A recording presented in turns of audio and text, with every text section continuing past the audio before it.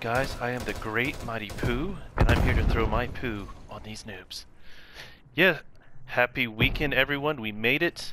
Today I'm using this fresh new only good skin out of the season pass that was free for the KSP. I really haven't touched this gun in about probably 2 months when I was doing the Dark Ether challenge in Zombies. But this gun is super fun, 3-round burst, SMG. I think not a lot of people use it at all. With any 3-round burst gun, you've got to deal with a little bit of inconsistency.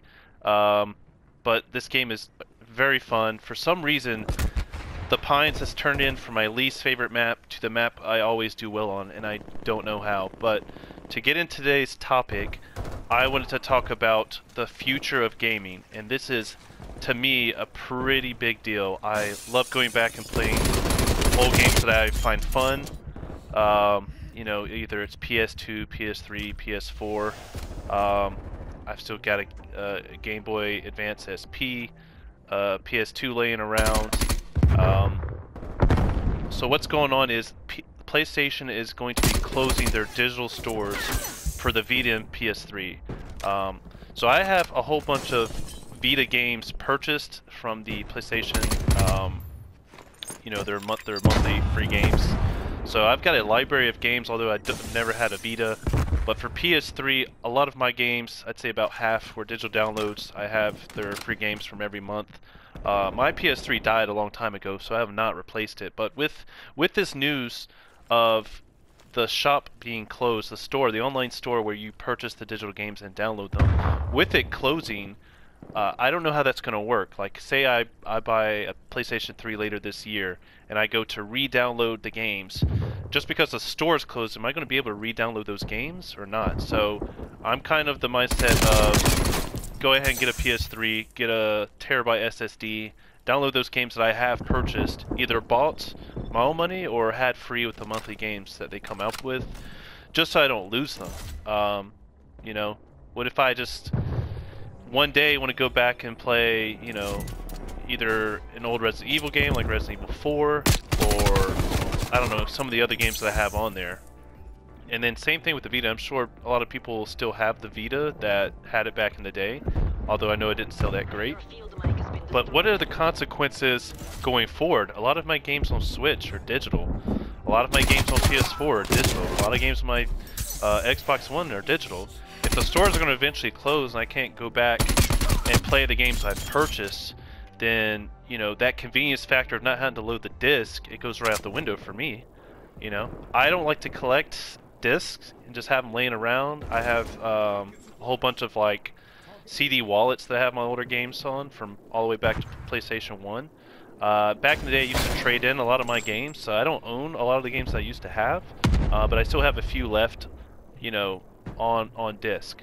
So, you know, I've always been concerned about, I don't want to lose my games in the future. I mean, I buy a lot of games on Amazon, or, you know, Amazon Prime. I'll buy them.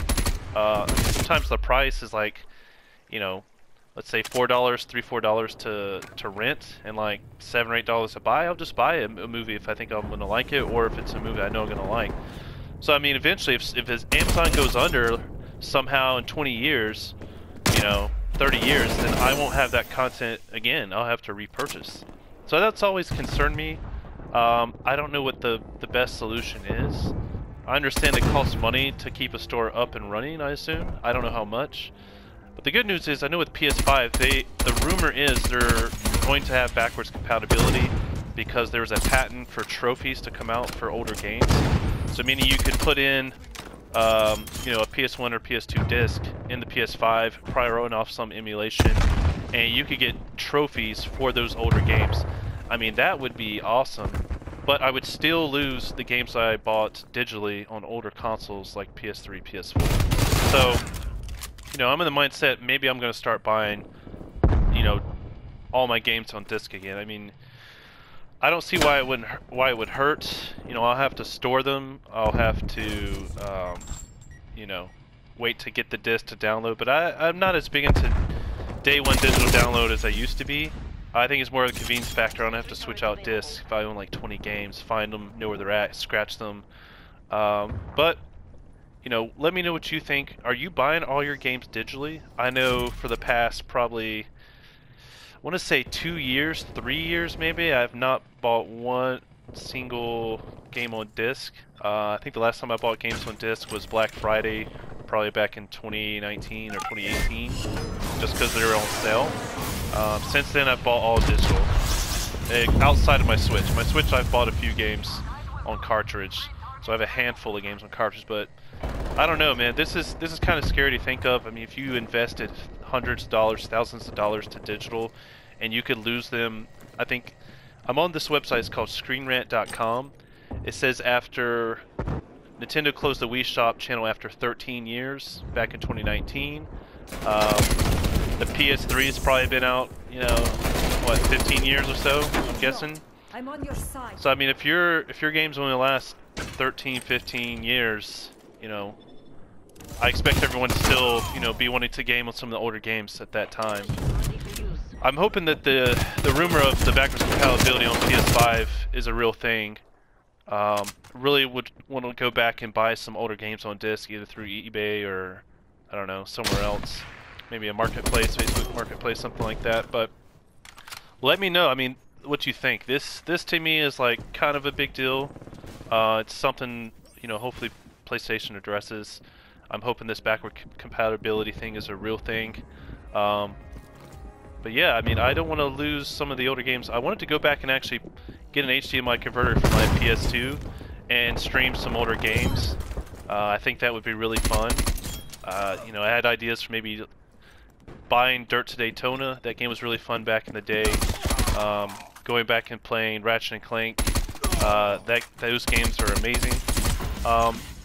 Yeah, this is kind of scary. I really love playing Marvel Ultimate Alliance 1, 2, and 3.